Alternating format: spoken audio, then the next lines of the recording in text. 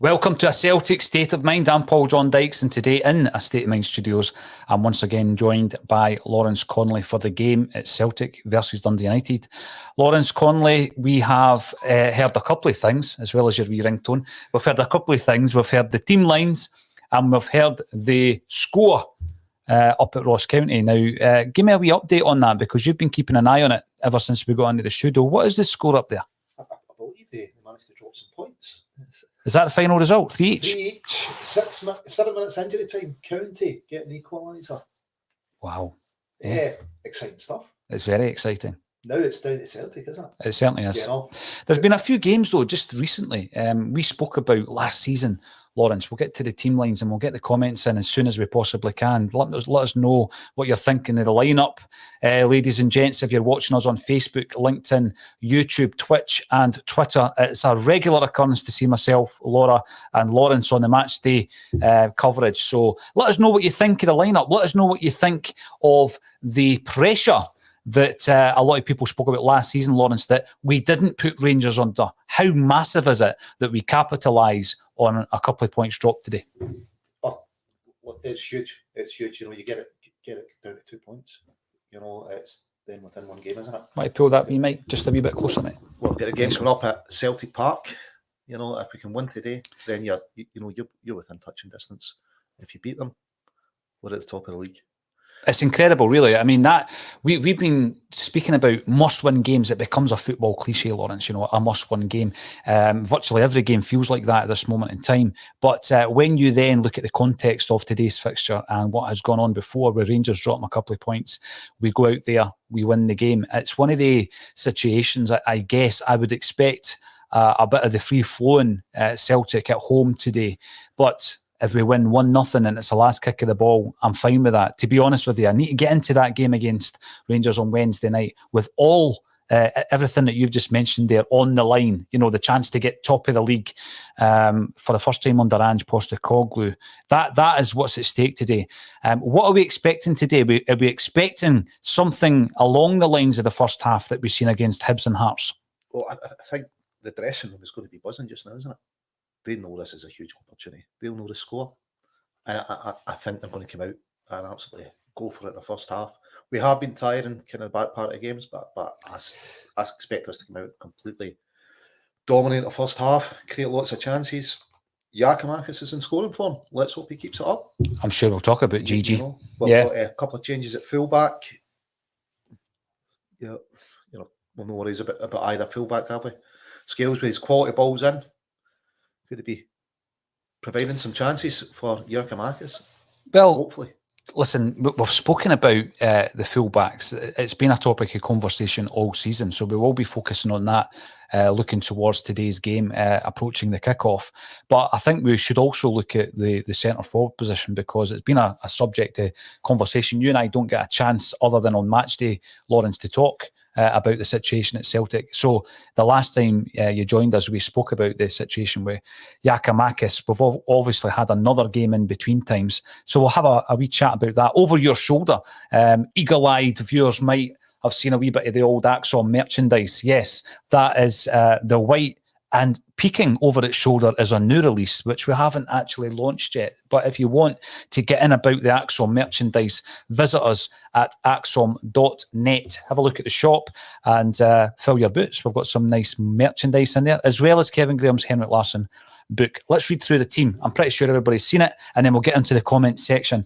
Joe Hart in goals, full-backs are Ralston and Scales, centre-half partnership of Carter Vickers and Starfelt. We've got Beaton, O'Reilly and Hatate in the midfield, with Abada, Forrest and Giakoumakis. Up top, on the bench, Bain, Julian, Taylor, Sorrow, McCarthy, Jota, Welsh, Doak and Juranovic. We'll have a run through that team, but let's see what the troops are saying. Magnet 67 is always excited pre-match. Love that avatar, mate. But just now, with Angie's style becoming prevalent, my excitement is huge. Come on, Celtic. We're talking about Angie's style then. And you mentioned earlier on there about us running out of steam. I've heard a bit of that. I've heard about us tapering off.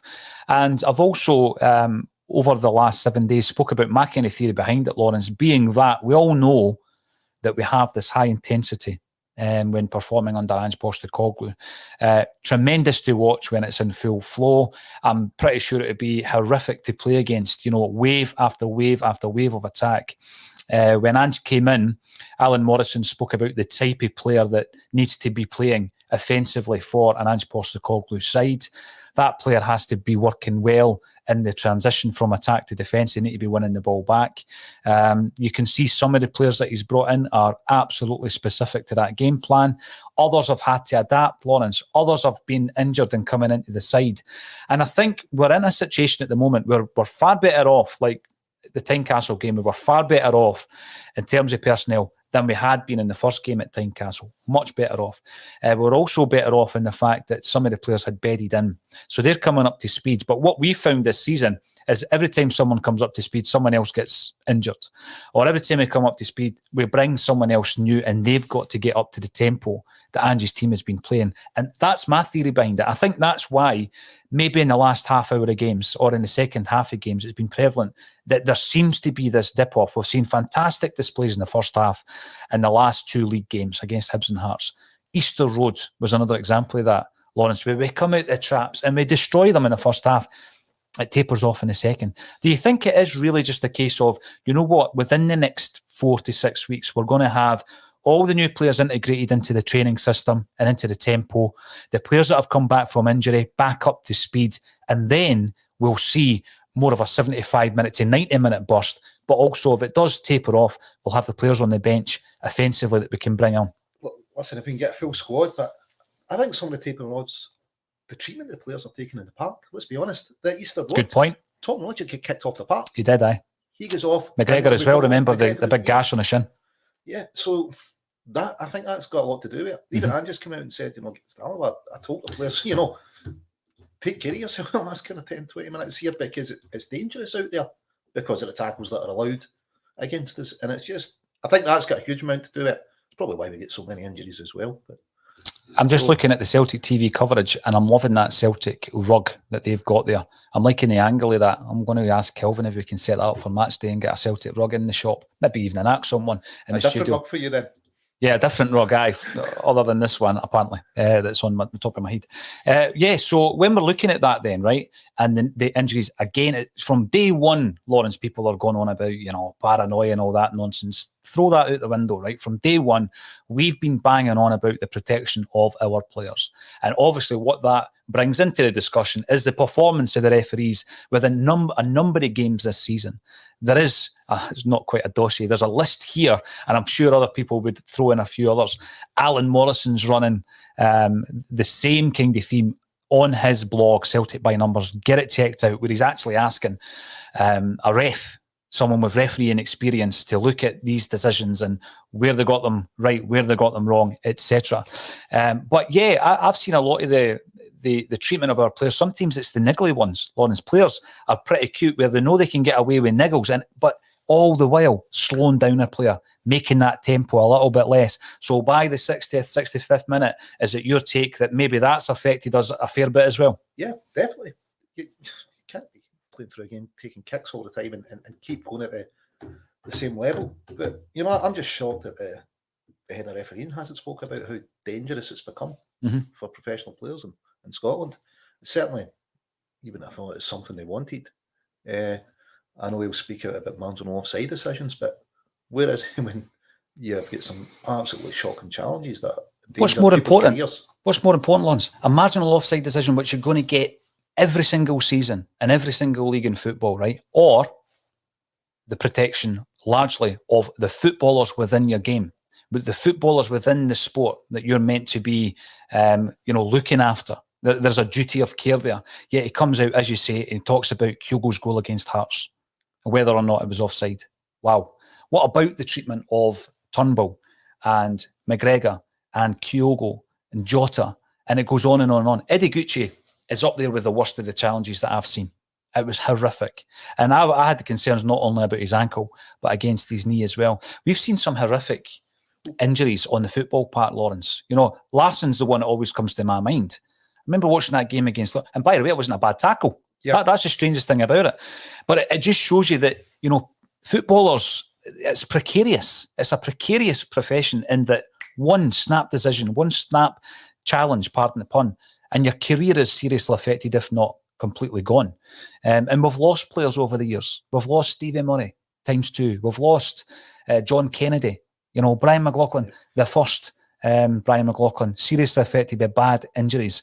And you look at that and think, well, I've also thrown it into the mix. Would it put players off? If Jota comes to Celtic for a year-long loan deal and he gets booted all season, will that affect his decision whether or not to go back to Benfica? What do you think?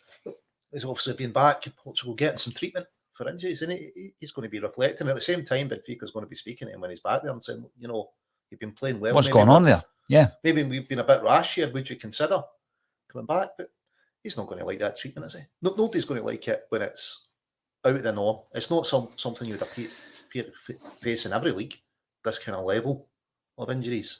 So it's definitely going to affect his decisions. And anyone looking to come, they're going to go, let's see the games and we'll have a look at it. Well, wait a minute, if I pick up an injury, a lot of people see Celtic as a stepping stone, but they're going, well, if I pick up an injury that ruins my career, I don't get that move. I can't move to the next stone. See, the thing, the example I used was Jeremy Frimpong, and I'm under absolutely no illusion that Frimpong knew, like you say, Celtic are my stepping stone, I move on.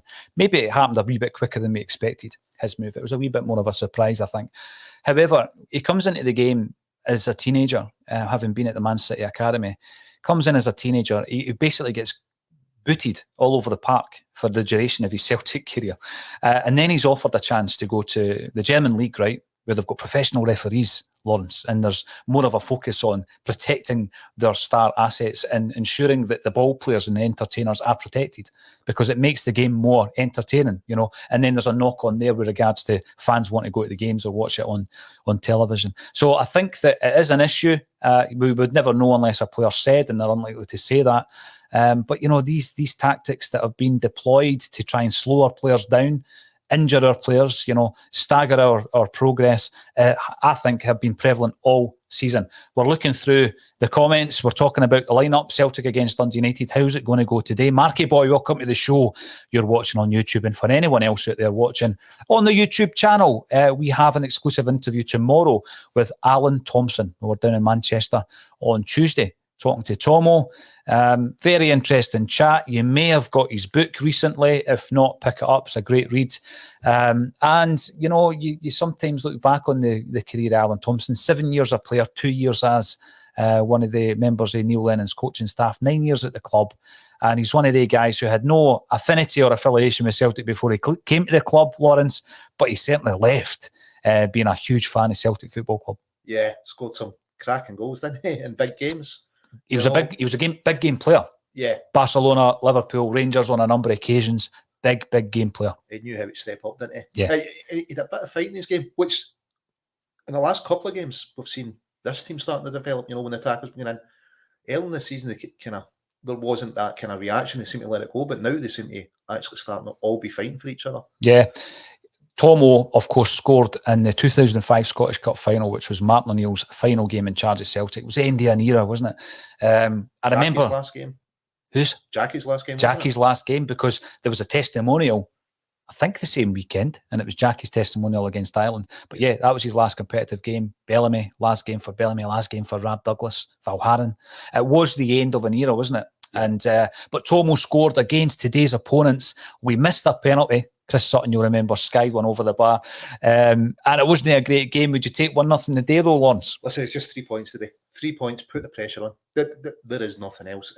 Listen, those players will know it. They'll be buzzing to get this game kicked off. And Matt Riley, what a debut. Rio, what a goal.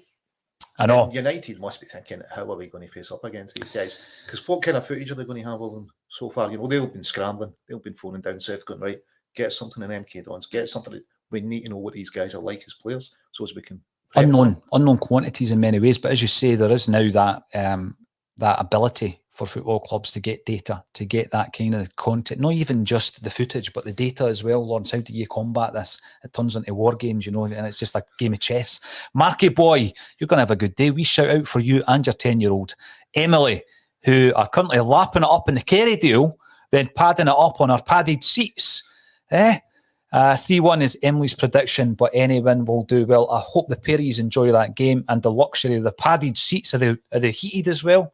Once I'm not sure. I wonder what the pies are like in the Kerrydale, because they're all right in the Estate Mine studio, aren't they? Normally, the pies. I think it's just the same standard of pies throughout the stadium. I don't believe I've got a different supplier in there, or they didn't when I was a pie taster for Celtic. Well, listen, right, you've mentioned the pie tasting before.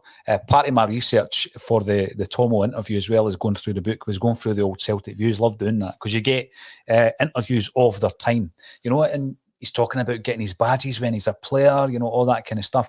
But there was a section in one of the views, and it was the pie eating competition, mate. So I'm going to have to dig that out, because I didn't see your picture in there, even though you were one of the star pie men of that. And that's not me having a dig. You actually were. Yeah, me, a pie man. A good friend, Kenny Harkin, was also an official pie eater for Celtic. Super. I love that. Stephen Sloan, it would be a veggie one for me these days, macaroni.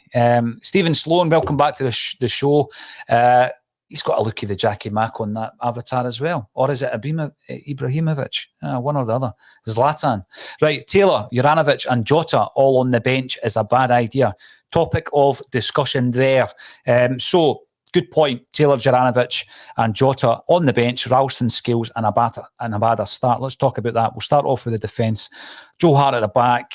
Revelation, pound for pound, until Hatate comes in, the best signing that we've had this season. Centre-half partnership, Cameron Carter-Vickers and Starfelt.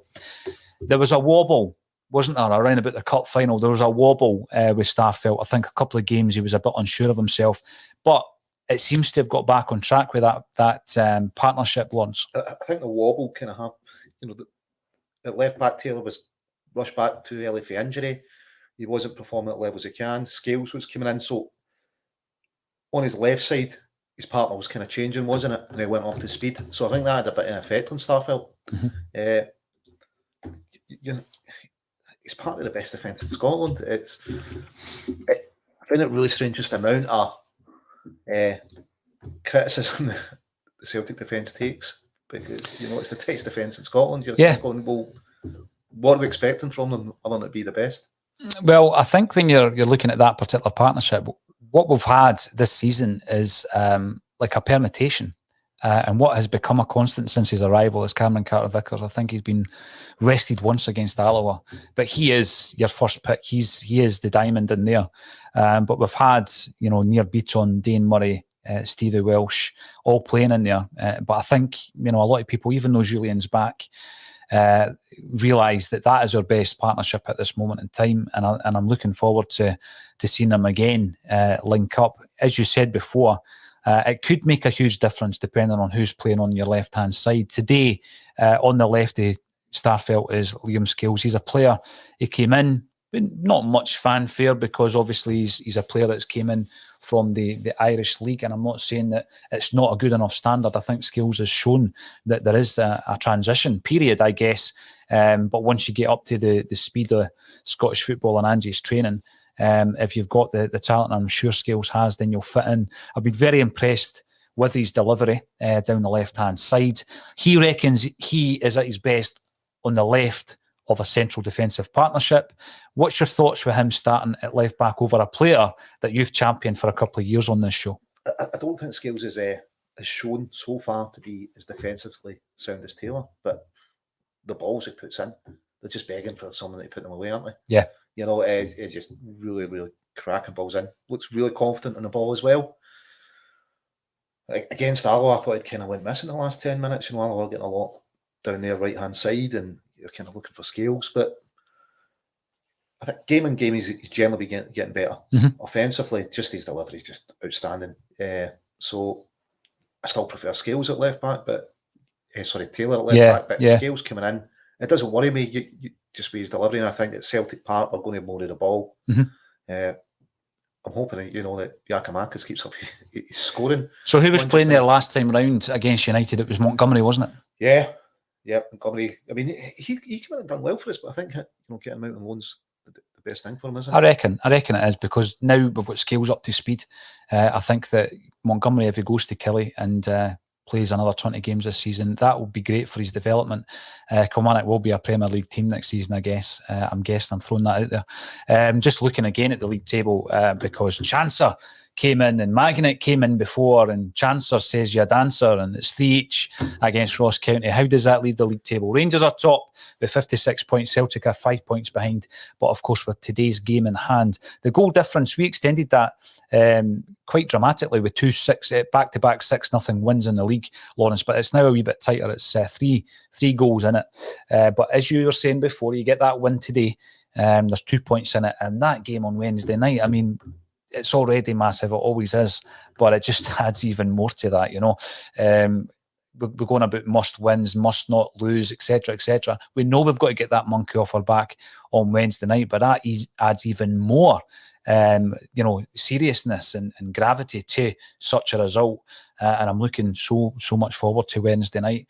You're going to have to put up with somebody else on the bulletin because I'll be there. Right. So a wee point I'd make on Ralston against Alloa. He was a bit ring rusty, wasn't he? He comes in, wasn't his best game. He was poor. We said that on the night. So I think it's important that when you get that opportunity to make sure guys that are your second choices, let's be honest, Scales and Ralston are now your second choice fullbacks, right? But when you get an opportunity, give them game time. Make sure that they're not going to get rusty, because that was a big drop-off in Ralston's performance against Alloa, wasn't it? Yeah, huge. Don't know how much the part played with it and kind of the tactics he was up against, but it's probably as poor as we've seen him play this season. So it's getting them games time, though. It's how you get it, isn't it? Because every point's precious. Today, making 2 changes in defence. Let's hope we come through it unscathed. It's at Celtic Park. Mm-hmm. That dressing room's got to be buzzing, hasn't it? They have got to know what's on the line here. People are coming in the comments. This is what I love about this, because obviously we're focused on the discussion, Lawrence, but they're coming in to tell us that Brendan is looking at CCV. Brendan who? There's a few famous Brendans. I know you're a fan of Behan.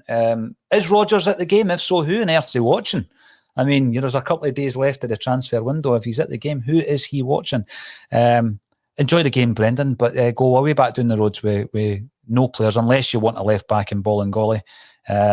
We're not selling anybody to you, mate. And Michael McDonald wants to be proved wrong with Gigi. Let's talk about him as well. So we've got a forward line with one change. Abada comes in for a start, but Forrest doesn't drop out. It's Jota that drops out.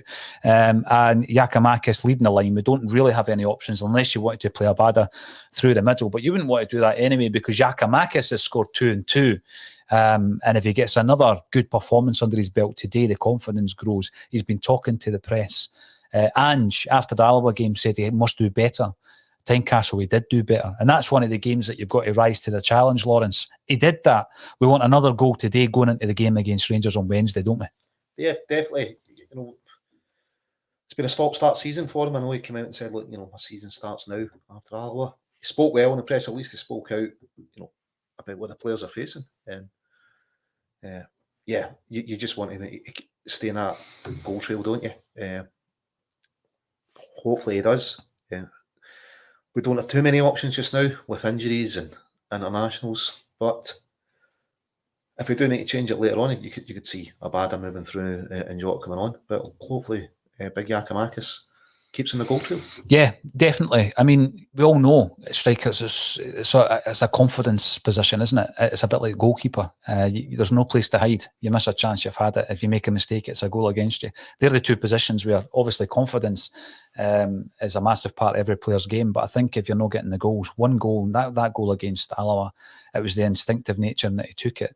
Watching the Hearts goal again and again and again, what I'm most impressed about, Lawrence, he's on his way down. Because he's riding a challenge from behind him, right? He's beating the offside trap. He's riding this challenge from behind him. So he's on the way down. Both legs are off the ground when he's able to shape his body and back heel it. Tremendous against Scotland's international goalkeeper. Francie Dub LU. Wonder who Brendan Rodgers is eyeing up.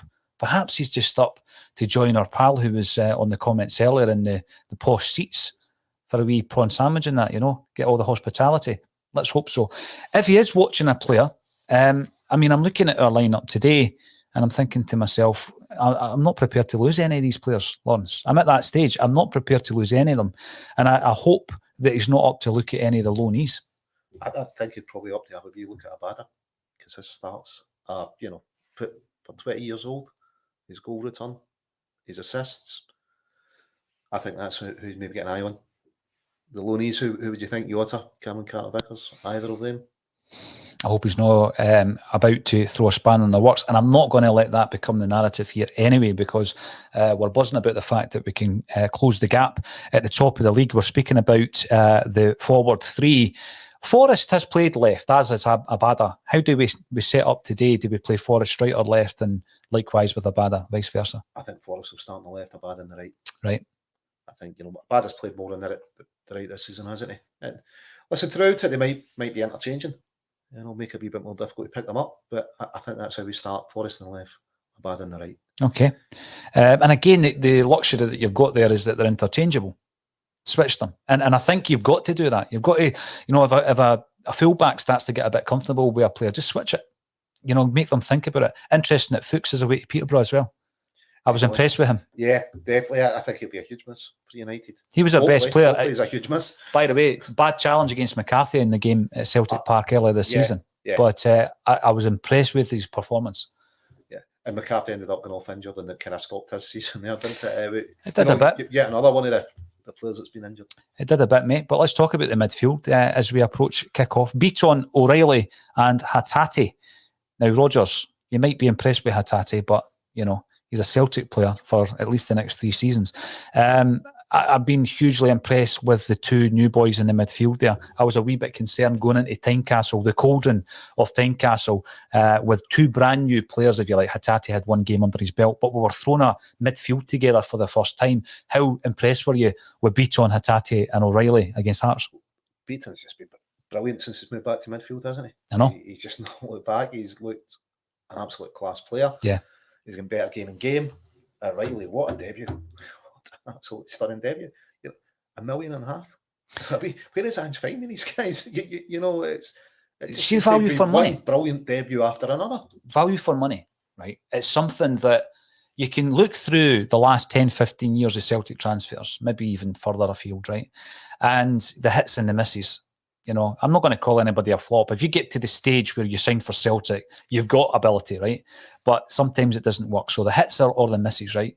And, every now and again, we'll pick an absolute diamond like Van Dijk out of the Dutch league, or we'll pick a diamond like Wanyama out of, obscurity almost at times. And they turn into this player that we're able to sell on. But there's been so much players over that period. Round about the, let's say, £2 to £3.5 million mark, where we've spent so much money, Lawrence, and got very little back. And we've thrown a lot of money last pre-season at Barkas and Ayeti. We've had our fingers burnt. But contrary to that, you look at the value for money of our 3 Japanese signings, as well as O'Reilly. And I mean, you could even say value for money on Kyogo at 4.5. But those 4 guys coming in for under £6 million, Lawrence, is astonishing. It's a cracking bit of business. And I think what it says is, you know what, let's trust Ange on the transfers, eh? Yeah, definitely. I mean, him and Nicholson seem to be working well together. I can't even remember a January like this. When we went out early and the signings just look brilliant. O'Reilly, I'm hoping he just keeps going. Rio, what a goal at Tynecastle. It just gets better every time you watch it, I think. Probably every Celtic fans maybe watched it over 1,000 times now. It's everywhere. Facebook, it's astonishing. Everywhere. It's just, what a hit. It's an astonishing. But we've seen that there are certain players who strike the ball in a certain way. I mean, I go on about Starfelt trying to kick the ball with his left foot, and it's laboured and it doesn't look natural, right? But you look at the way Hatate, you remember the ball he played in his debut where he misses out the man and he plays it wide right, and it just continued. It was an incredible strike. And his goal was a bit like that as well, because someone made the point, I think it might have been on the Facebook page, actually, on the Acsom Facebook page. Look at the Hearts fans behind the goal. They think the ball's going to hit them. They actually recoil, even though they know the net's going to stop the ball. It was hit with such force and velocity. And, you watch the unique angle from behind the goal and you just hear that clip, that kind of bell. It's just like, it's tremendous. I've written about it. The back of the net. Gordon's still diving. I know. It is. People say, Gordon should have got to that. He did. Yeah, He did get his hand to it, but it didn't even change the direction of the ball. Incredible. Now, that's us on the park. We're ready to kick off. And I hope everybody who is watching remotely enjoys the game. That's what Lawrence and I are doing. The rest of the Acsom team are at the game, other than those who are out of the country at this moment in time. So we're going to go and join the action. I want a wee prediction from you before we do that, though. We've had a few coming in. 3-1 Celtic. I've already said I'll take 1-0 with the ball hitting somebody's knee and going in the last minute today, to be honest with you, just to close that gap. What's your prediction, Lawrence? Dundee United 2-1. I'm going to go with 2-1 with a couple of changes in defence, but I think we'll get the 3 points. But yeah, 2-1 I'm going to go with. 2-1 Celtic. Let us know what your thoughts are. We will be back at half-time. Thanks, everybody, for getting involved on the chat. If you are watching on YouTube, get yourself subscribing on there. Hit the notifications bell. We are going to have loads of big interviews and big content coming up, Acsom related. Tomorrow it's Alan Thompson. We talk about his entire Celtic career, his entire football career in actual fact. And there's a couple of revelations in there as well. So get onto the channel and get yourself subscribing. Thanks all for supporting what we do. And thank you once again, Lawrence Conley, for joining me on A Celtic State of Mind.